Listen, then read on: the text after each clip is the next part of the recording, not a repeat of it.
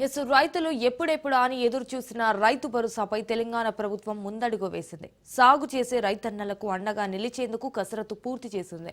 ఈ సంక్రాంతి నుంచి రైతు భరోసాను అందజేయనున్నట్లు కూడా తెలుస్తోంది. ఎట్టకేళ్లకు cabinet sub committee Rythu Bharosa పంపిణీపై విధి విధానాలు సిద్ధం చేసింది.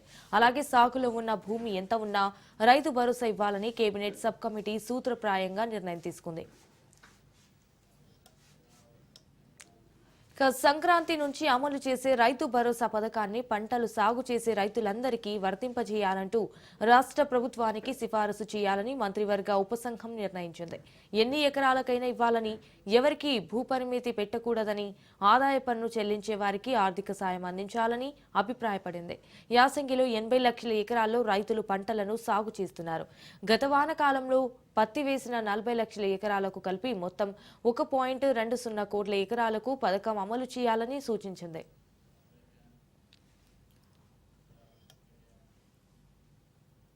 ఇటు గ్రామ సభల ద్వారా ఈ నెల 5 నుంచి 7 వరకు దరఖాస్తులను స్వీకరించనుంది. అయితే పథకం కోసం గ్రామ సభల్లో రైతుల నుంచి దరఖాస్తులను తీసుకోవాలని సబ్ కమిటీ నిర్ణయించింది. శాటిలైట్ మ్యాపింగ్ ద్వారా సాగు భూములను గుర్తించేందుకు ప్రభుత్వం అనుమతించింది. వ్యవసాయేతర భూములను పథకం నుంచి మినహాయించాలన్నది. అయితే ఈ పథకంపై విస్తృత ప్రచారం నిర్వహించాలని తెలిపింది. సంక్రాంతి రోజున మండలానికో గ్రామంలో భారీ ఎత్తున చెక్కుల పంపిణీ కార్యక్రమం చేపట్టాలని ప్రతిపాదించింది.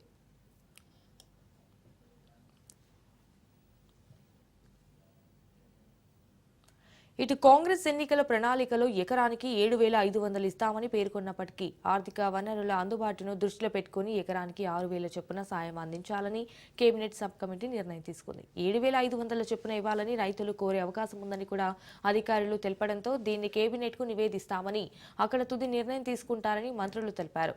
ఎకరానికి 6,000 చొప్పున ఇవ్వాలని ప్రతిపాదిస్తే మొత్తం 1.20 కోట్ల ఎకరాలకు 7,200 కోట్లను 7,000-5,000 చొప్పున చెల్లించాల్సిన వస్తే ఇక 9,000 కోట్లు అవసరమని అధికారులు కేబినెట్ సబ్ కమిటీ దృష్టికి తీసుకొచ్చారు. ఇక దీనిపై సీఎం రేవంత్ రెడ్డిని sub committee chairman Bhatti Vikramarka కలవనున్నారు. ముఖ్యమంత్రికి నివేదిక ఇచ్చిన అనంతరం కేబినెట్ దీనిపై తుది నిర్ణయం తీసుకోనుందని తెలుస్తోంది.